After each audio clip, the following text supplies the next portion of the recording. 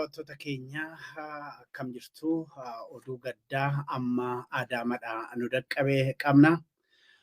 Abbaa qabsoo bilisummaa Oromoo keessaa tokko kan ta'e aartistiin jaalatamaan beekamaan Nuhoo Goobanaa boqochuu maatiin isaanii OMN'tti bilbilaan himan. Aartist Nuhoo Goobanaa kan boqote hospitaala Adaamaa keessatti argamu ta'uu maatiin isaanii nutti himan.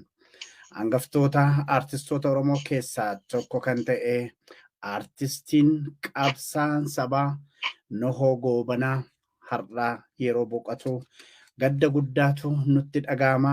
Gaddi keenya duwwaa miti kan uummata Oromooti jedhan maatiin isaanii. Nuhoo Goobanaa sirboota warraaqsaa, siyaasaa, hawaasummaa fi kan biroo hedduu Oromoo fi Oromiyaadhaa aartistii gumaachedha. Aartist Nuhoo Goobanaa dhibee narviitiin yeroo dheeraadhaaf dhibamaa yookiin dhukkubsataa erga ture booda har'a magaalaa Adaamaa hospitaala yookiin mana haakimii achitti argamutti boqotuu isaatii maatiin isaanii bilbilaan kan nutti himan. OMN maatii isaatii fi uummata Oromoo bal'aadhaa fi hawwii jajjabina hawwina. Mee egaa dhimma kana ilaalchisee keessattuu dhimma kana hordofuudhaanii boqochuu Nuhoo Goobanaa hordoftee kan nu biraan geesse Masarata Dhaabaa Finfinneerraa karaa sarara irratti argamti. Masarata Dhaabaa egaa baga nagaan dhufteen jedha. Gadda guddaadha uummata Oromoo akkasumas aartii Oromootii fi mee maal nutti himta dhimma kana hordofaa turte? Gabaayinaatti dhagahamaa Nuhoon hin boqotechaadha. Nuhoon aartistii qabsaa'aa abbaa araaraa jaarsa abbaa tokkummaa abbaa nageenyaa ture. Ummataaf otoo jiraatu saba isaatiif otoo jiraatu kaayyoo isaatiif otoo jiraatu jireenya dhuunfaa isaa otoo mijeeffatiin akkuma walii gadi ijoollee jaawwaaritti otoo hin boqatin mana isaa jireenya isaa ijoollee otoo hin jedhin dhumarratti boqonnaaf gahee jechaadha gahaarra. Jiruu isaa guutuu uummata Oromootiif jiraate keessumaa sirboota isaa kan warraaqsaa tokkummaa jechuudhani tokkummaa uummata Oromootiif hawwii guddaa qabu kan Oromoon akka tokko ta'ee qabsaa'uuf nama sirbeedha. Alaabaa Oromoo hin jigdu hin kuftu jechuudhani sirboota yeroo hundumaa hin moofofne nama Oromoodhaaf gumaachedha. Yeroo rakkoo akka Oromoon wal bira dhaabbatuu fi isin waamti harmeen jechuudhaan nama sirbeedha. Qabsaa ganamaati. Namoota nama akkanaa egaa dhabuun Oromoodhaafis akkasumas aartii Oromoo keessatti dhiibbaa akkamii qaba? Lammata immoo hedduuf jala qeerroo hedduu biqilcheeti kan guddiseeti kan darbe. Kana maal jetta Masarati keessattuu yeroo dheeraaf hordofaa turte dhimma Nuhoo Goobanaa? Nuhoon nama tokko miti beektaa nama tokko miti. Gahee Oromoota kumaatamatti lakkaa'amuuti kan kafalee darbee mata dureen inni irratti sirbine hin jiru. Sirboota isaa baay'een dhaggeeffadha.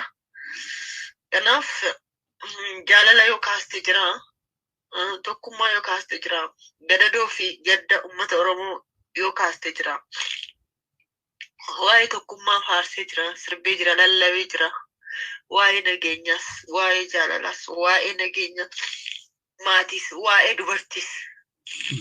Kanaaf Nuhoon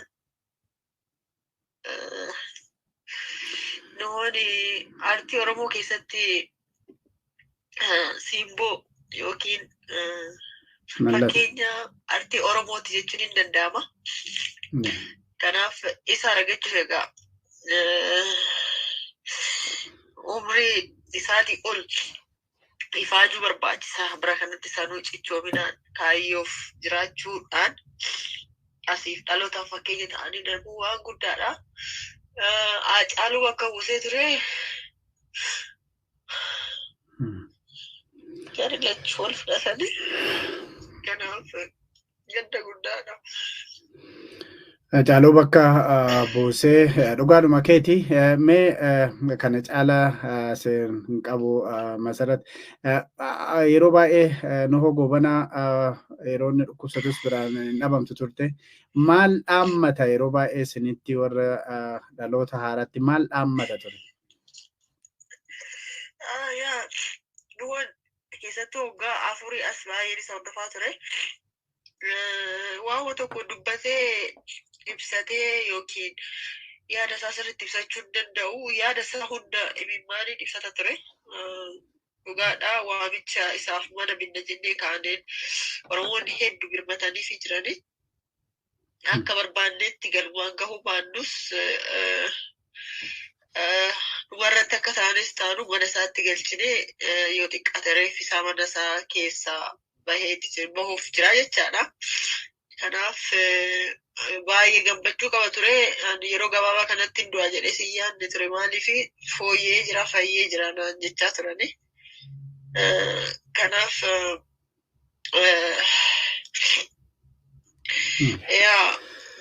kanuma jechuu danda'a jedhee.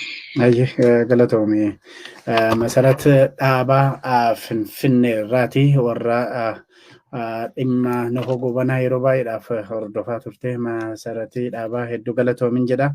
Egaa kabajamtoota daawwattoota keenyatiif dhaggeeffattoota keenya amma sirra deebinee abbaa qabsoo bilisummaa Oromoo keessaa tokko kan ta'e artistiin jaalatamaan beekamaan Nuhoo Goobanaa har'a boqoteera kan boqotee hospitaala Adaamaatti akka ta'edha. Maatii isaanii keessaa nama tokko yeroo gabaabaa dura dubbiseen ture. Egaa hospitaala baafnee gara manaatti geessina. Kanaafi uummata Oromootiifis akkasumas warra isa dinqisiifatu warra isa jaalatu jajjabina nu hawwaa kanuma nu dabarsa. Gaafa awwaalcha isaa immoo kan himnu ta'anaan jedhani. Egaa hangaftoota artistoota Oromoo keessaa kan ta'ee fi waa'ee dhimma adda addaa irratti sirboota hin duune kan bara baratti darban kan sirbeedha. Artistii Nuhoo Goobanaa keessattuu sirbisaa tokkummaa yaa ilmaan Oromoo tokkummaa jedhu yeroo hundumaa artistoonni jalaa dhufan illee wal harkaa fuudhanii sirbani iddoo guddaa Oromoo keessatti sirba qabudha. Akkasumas alaabaa Oromiyaa hin kuftuu hin jigdu jechuudhani alaabaa Oromiyaatii fi sirbinni sirbee kan yooma yaadatamudha. Bara rakkootti immoo Oromoon Oromoodhaaf akka birmatu inni ala jiru isa keessa jiruuf inni keessa jiru saalaatiif akka birmatu isin waamti armeen jechuudhani sirboota hedduu kan warraaqsaa kan jaalalaa kan hawaasummaa kan maatii nama sirbee waan boonsaa hojjetee jiruusaa keessatti otoo qabsoo Oromoo irraa ija tokko libsatin nama dhumarratti egaa lubbuunsaa darbiteedha. Artist Nuhoo Goobanaa akkuma duraan ibsee dhibee narviitiin yeroo dheeraadhaa fi dararamaa kan ture ta'uudha kan beekamu.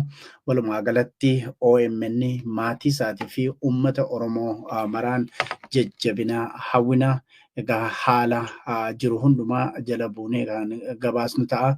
Akkasumas hiriyoota isaa namoota Nuhoo Goobanaa beekan artistoota adda addaa kanaaf asirratti affeerree isinii dhiyeessinu ta'a. Wanti nuti tuqin darboo ofii kiyyaaf kan hin argine yeroo iddoo qabsoo deemuudhaan qabsaa'ota bilisummaa Oromoo kan WBO gara Asmaraa faatti deemuudhaan isaan jidduutti argamuudhaan isaan bashannansiisuu bira darbee muuxannoo isaa hiruu bira darbee haamilee guddaa qabsoodhaaf godhaa nama ture keessaa tokko. Egaa dhimma kanarratti namoota isa beekan kan isa wajjin turan akkasumas artistoota ganama warra hangafoota ta'an kana qabannee isinii dhiyeessina. Ammas irra deebinee maatii isaa akkasumas uummata Oromoo maraa jajjabina hawwinaa nagaan nu tura.